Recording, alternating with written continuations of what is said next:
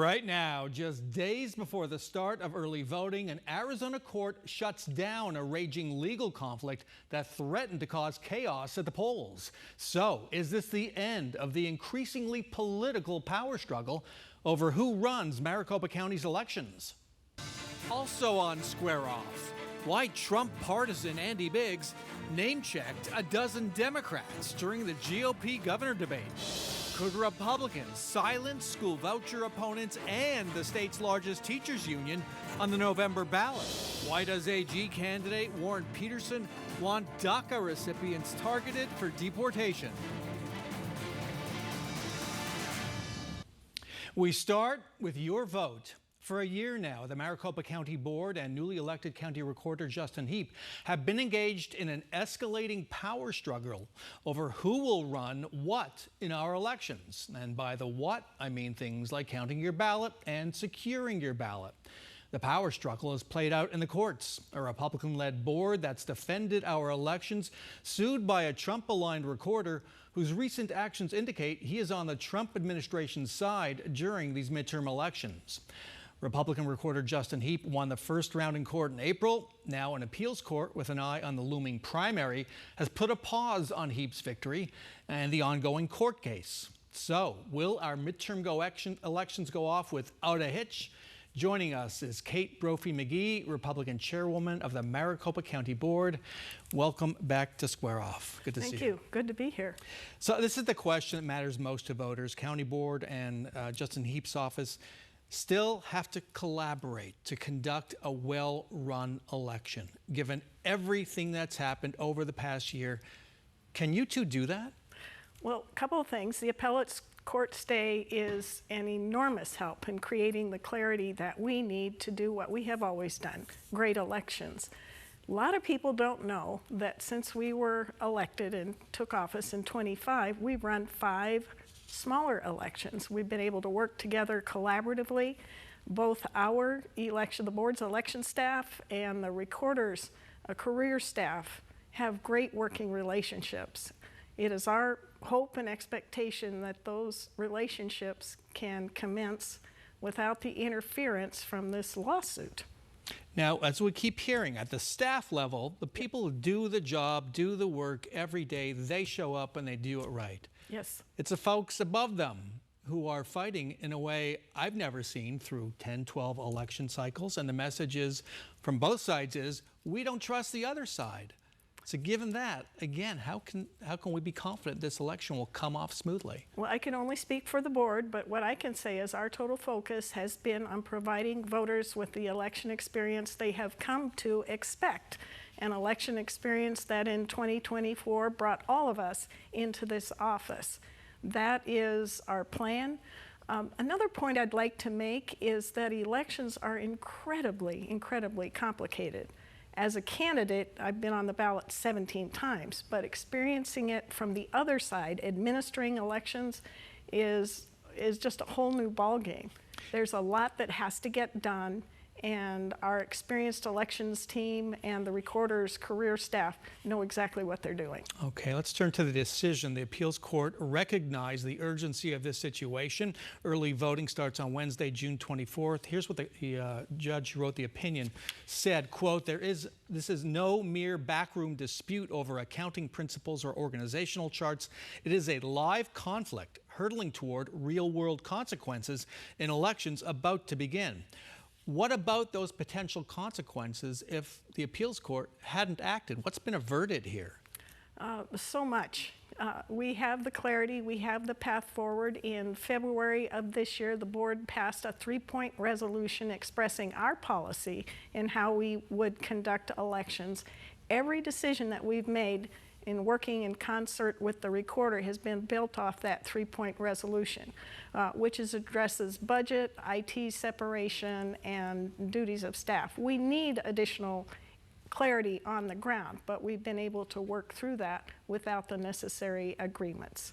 And so What has to happen in the next few days by Wednesday, if anything has to happen at the administrative level, at the equipment level, the staffing level, in order to carry out the primary election? Or is everything in place right now to do that? Well, what I can tell you is everything is in place. The ballots are printed, they're ready to be mailed out. The voting sites and drop-box sites have been selected and are in place for the primary election, and most of that will continue into the general election. What you can expect is a ramp up in scale.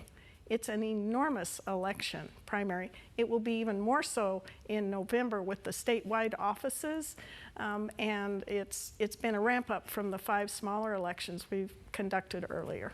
Let's look at what Justin Heap said after the appeals court ruling this past week. Quote, "My office remains fully committed to conducting a secure, orderly, and lawful election. While this litigation continues, we intend to seek immediate action from the Arizona Supreme Court." So he's not given up. He's not done. And it's unclear whether he's going to let this rest until after the election. What do you think? Well, I'm not surprised by his statement, but at the end of the day, I would like to think that he has the intent of conducting an excellent election. How confident are you? Again, because the animosity was so deep. I am confident in his staff. I am not confident in him or his senior leadership.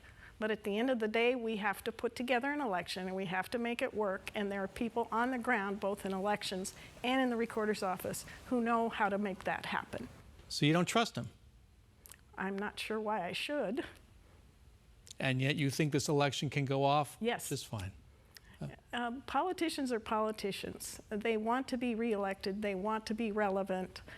If this election does not go off, then the voters will be disenfranchised, and that has been his point from day one as well as ours. We are here to protect our voters. We are here to honor our voters. They are our complete and total focus, and I will work with anyone, as you know well from my time in the legislature, to get things done for the people that need it done for them.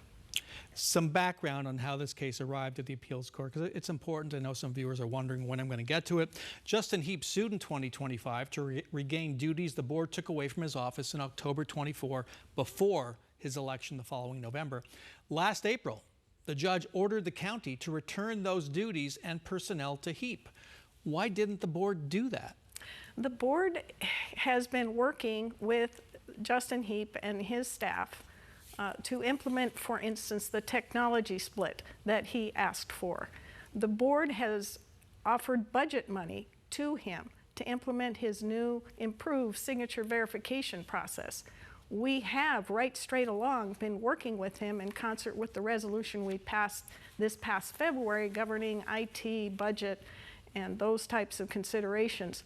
What he says in public and what happens behind the scenes are 2 completely different things. And I will tell you that it's working behind the scenes. I cannot control what Mr. Heap or his senior leadership says or does, but I am watching it very closely on behalf of the board and on behalf of our voters. You were in the legislature until 2024. You saw what happened in 2020, but yes. Sorry, 2020. Yeah. I mean, you saw what happened in our elections. I did. How surprised are you at what's happening now as you've taken this job? Well, my last actual election as a candidate was 24, and it was kind of like 2020 in reverse. I mean, people are going to show up to the polls, people are going to vote, and depending on the issues that are energizing those voters, they're going to, in this swing district, in this swing county, swing state, they're going to vote as they see fit. What I don't think people are accustomed to is swing. In 2020, there were many more people who pulled a Democratic ticket and voted for it in 2020 than in 2024 when it flipped. All right, got to end it there. Chairwoman Kate Brophy McGee, thanks very much for joining us. Thank you, Bram. And best of luck with this election. It will get done. Thank you. And you may have noticed we dropped the Sunday from Square Off. You can now watch the show on Fridays and Sundays. Catch us on 12 News at 2:30 p.m. Friday and 8 a.m. Sunday. Or watch us on the 12 News streaming app at 2:30 and 7:30 p.m. Fridays or 8 a.m. Sundays. If you miss a show, it will be on the 12 News streaming app.